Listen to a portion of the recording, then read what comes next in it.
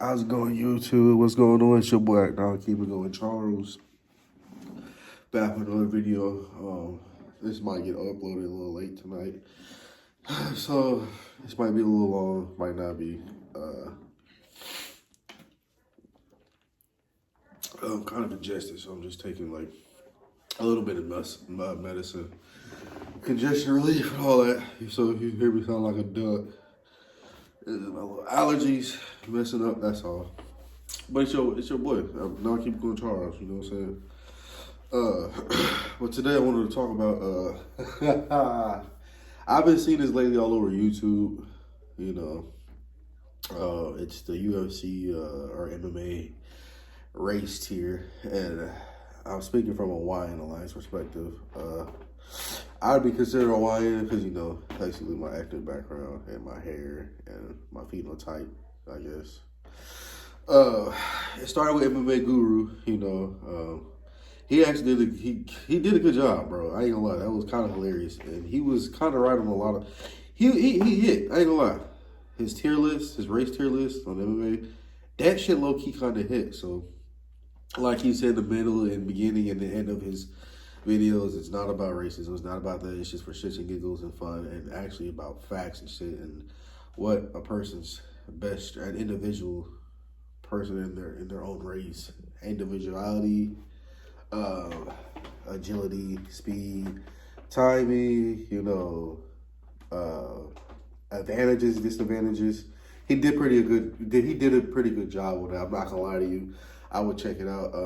But I did this earlier, seeing how old it was again. You know, I did watch the first time, but that was like 3 weeks ago. That's what it says in the thing.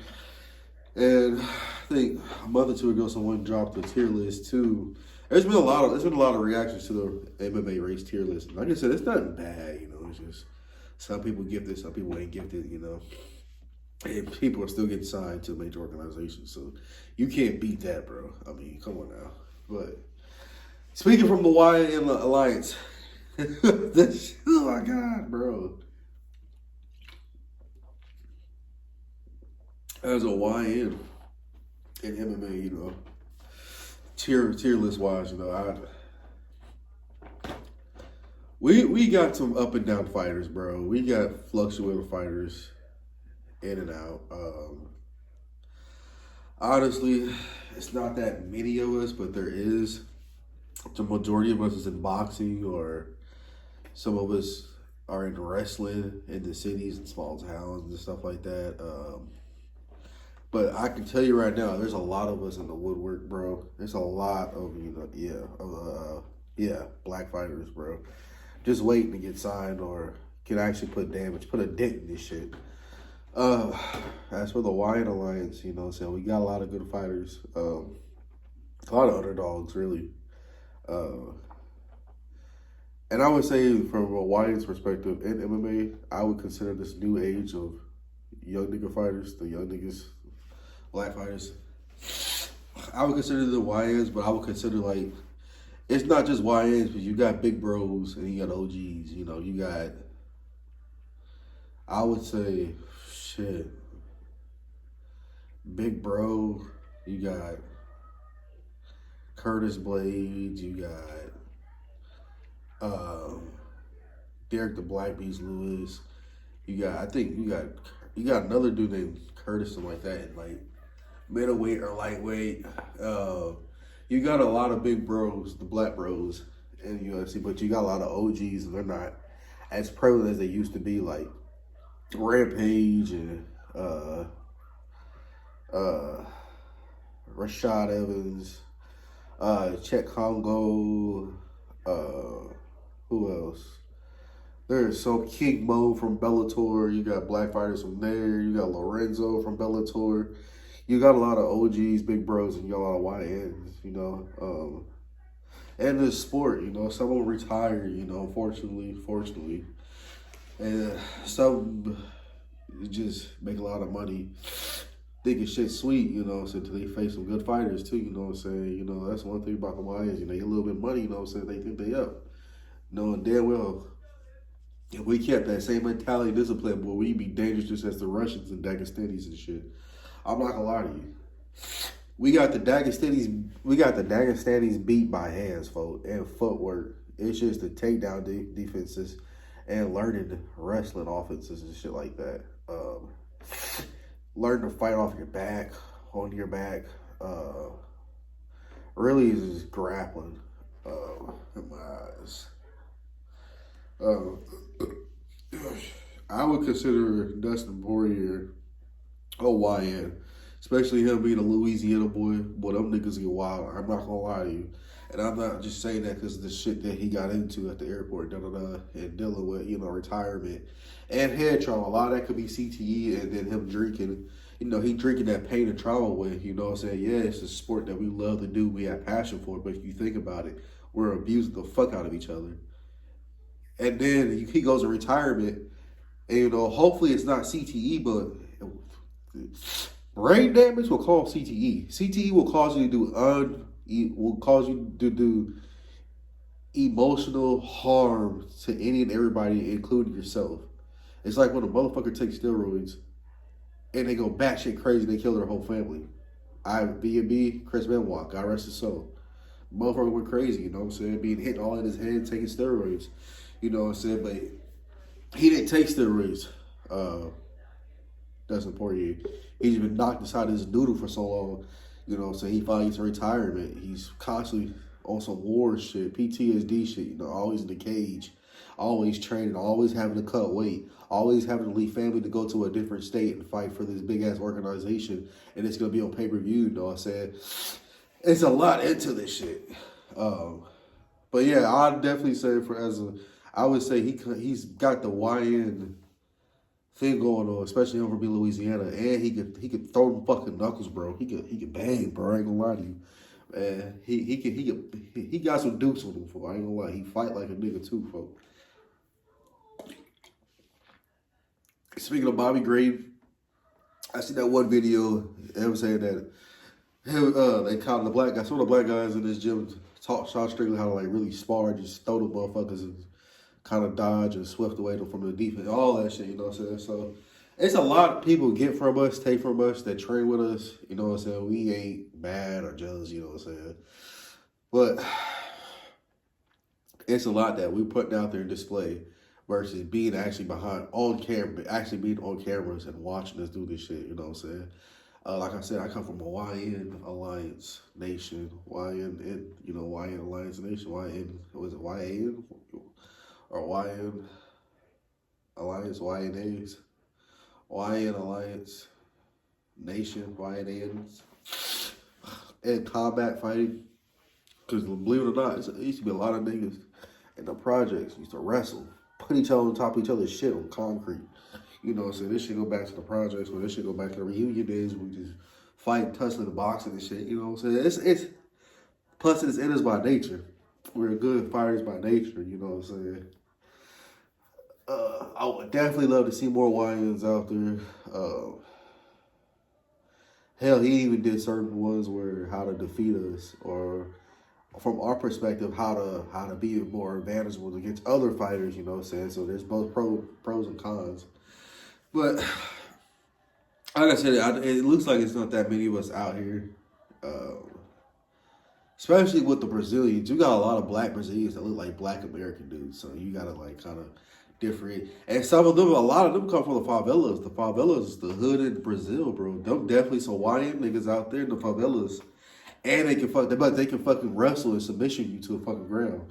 A lot of them niggas can't fight. They can fight, they can kick like a motherfucker, they can punch like a motherfucker, but their to-go-to is like the jujitsu shit, bro.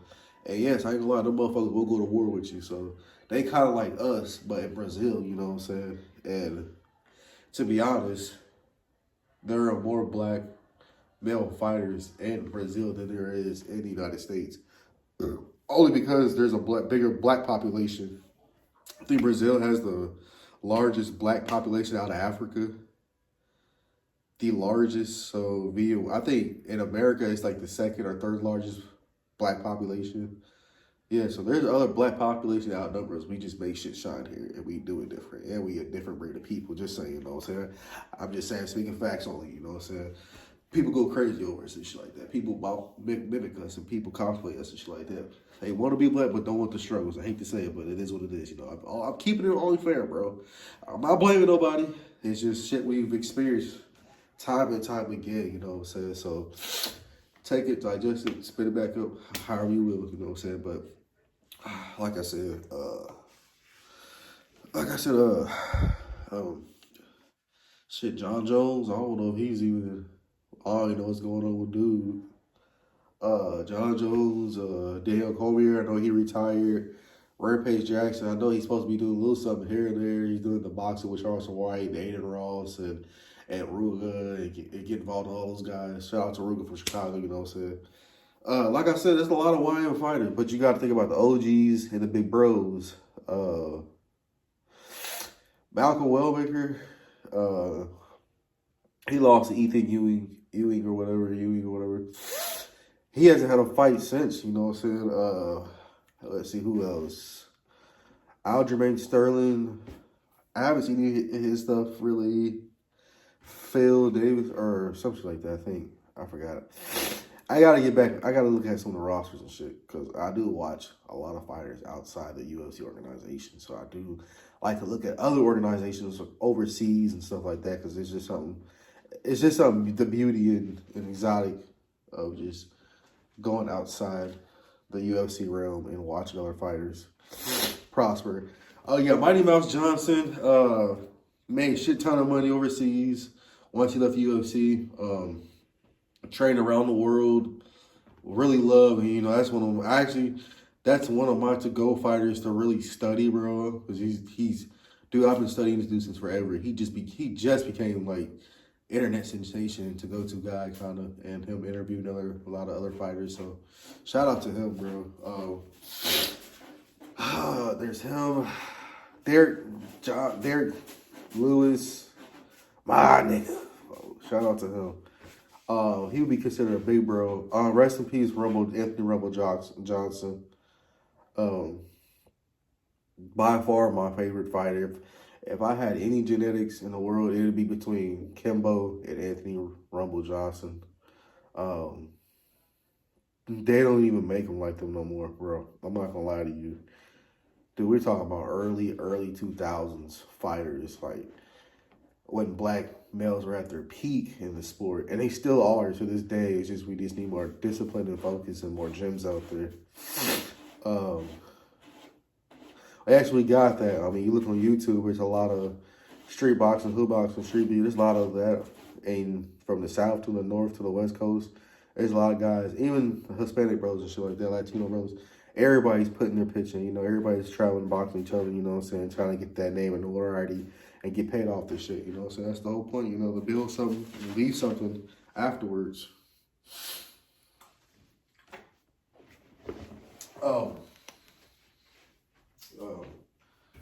Yeah, I would.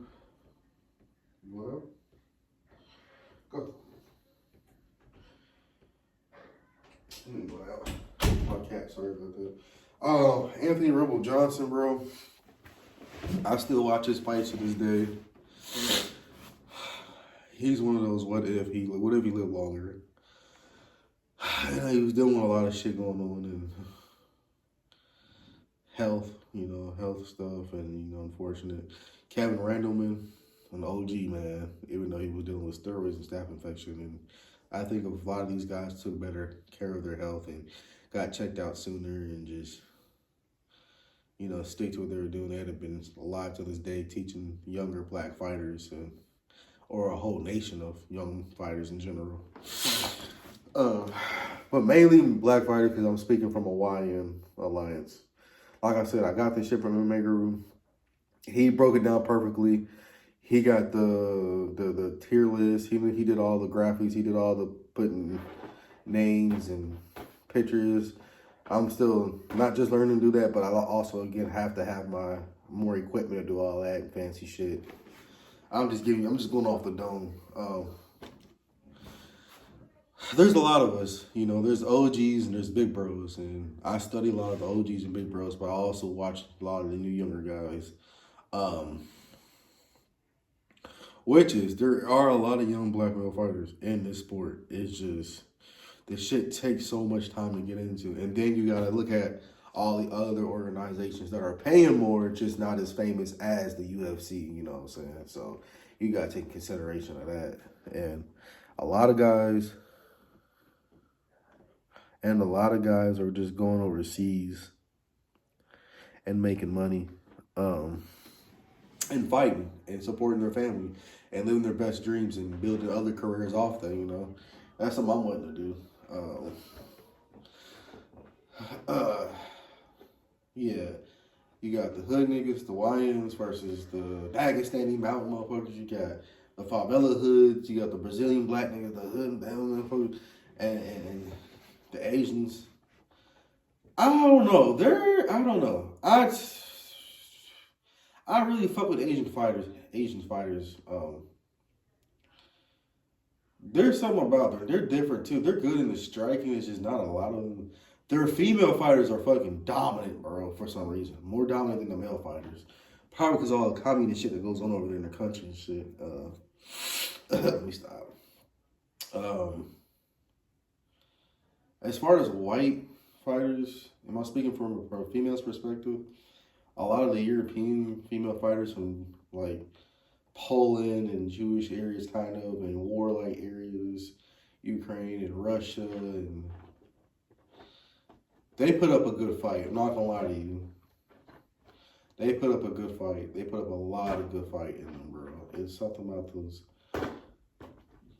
warlike European women who come. And a lot of them, like, I'm from Chicago.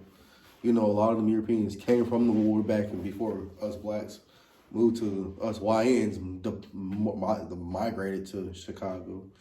So they a different breed too within themselves. I ain't gonna lie. The coolest people on earth, bro, calm, collected, but they will fucking go to war with you. And they get their peoples involved.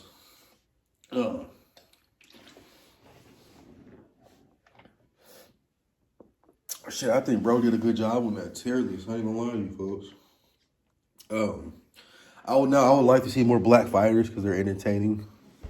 Just like people would tell you Russian fighters and Dagestani fighters, I guess they're the same thing. They're kind of entertaining, but they're boring. But I tell you one thing, at least they'll be able to put a sentence together by the time they're 60, because all they did was wrestle all their opponents and not get knocked inside their nugget all their fight lives. So I gotta respect the intelligence from them. Definitely, look, bro. I got love for my Islamic Muslim brothers. You know what I'm saying?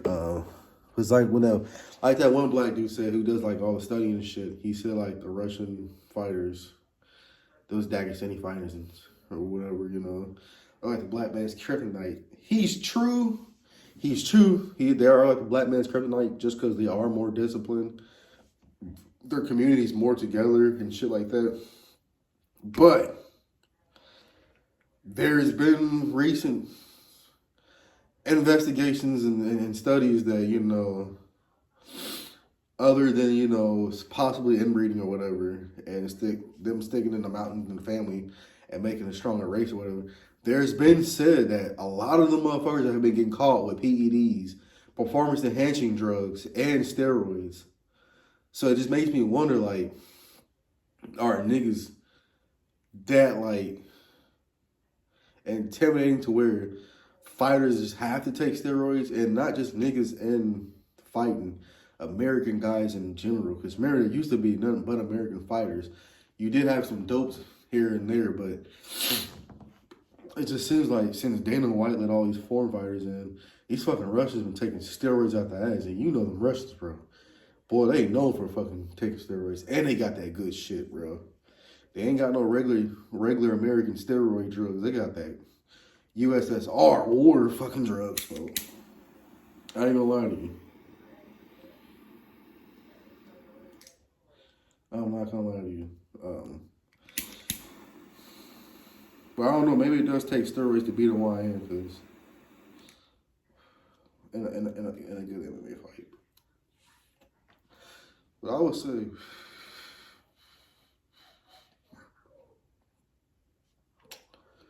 like T-Rex McKinney, he's an absolute good fighter.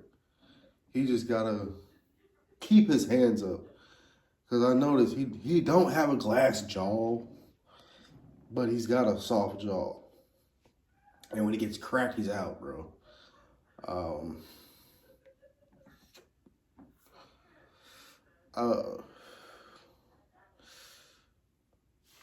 Yeah.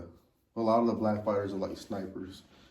We're like English fighters. We are kind of, or American English guys or whatever.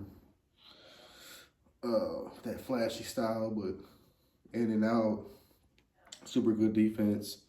And on top of that, your best fighters come from the Midwest. Anybody can fucking tell you that. Your best fighters come from the Midwest or from the South. I hate to just, I'm going to go ahead and throw it out there. That's just, we always hear about this West Coast and East Coast beef. What about the Midwest and the South? A lot of the best fighters come from the South and the Midwest, so ain't nothing to fuck around with, you know what I'm saying? It's hard. That's why you see a lot of fighters from the South or the Midwest going at it with each other, or in the same area location going with each other for like, and then like the big fights and shit like that. Yeah, you got a lot of YN fighters in the Midwest too, It ain't just, and it's a lot of us in the woodworks, I'd say. But I definitely respect MMA Guru and the way he broke it down. Nah, he did every race and their flaws and their advantages and disadvantages. Like he says, nothing bad, it's just for fun. And it's something to study because, it sounds corny, but if you pay attention to all the sportsmanship, people are actually doing deeper studies on humans and evolution and sports and better genetics and DNA and shit, and how to better your genetics and DNA, So a lot of that plays a role in the factor, but he did a good job on it. Now, I wish I had like a good setup where I could do the same thing, which I might need in the near future, but like I said, I'm only speaking from a YN perspective because I would be considered a YN in the alliance of fighting. Which is I hope to get back into soon, so my fights will be a lot more exciting than usual, than what people expect. Because I've had times where I've gone to train in different gyms where guys simply would turn me down. You think being turned down by a female hurts, bro? Try going to the gym every once in a while, trying to make it to the gym and having an off day from work, and nobody's wanting to spar with you, nobody's wanting to train with you simply because they think you hit hard or you go too fast or you're just going to give them too much problems and shit and you just give them that work, bro. Try that shit, nigga. You gotta take that shit in consideration, Does your gym want you to shine or not? Or are they trying to save you on the back burner and give you the more skills that you need or they need to earn? You know what I'm saying? So, yeah, that's just me though. Like I said, that's just my take on the YN Alliance and MMA. Like I said, our toughest, I think a lot of young fighters need to study the Dagestanis and Russians because we're the closest thing to them. They're just more disciplined and do things in their culture differently, and at least they have a culture that is respected and all those things and structured certain fashions and forms for their kids, their family, the adults, the elders. All that can play an environmental role and create a person, build a person type of shit, Yeah, man, bro, like I said, for all the YN fighters out there, keep practicing that shit in the hood, man. Keep practicing that shit in the cage. Keep practicing on the field. Keep practicing in the gym. So leave it all out there,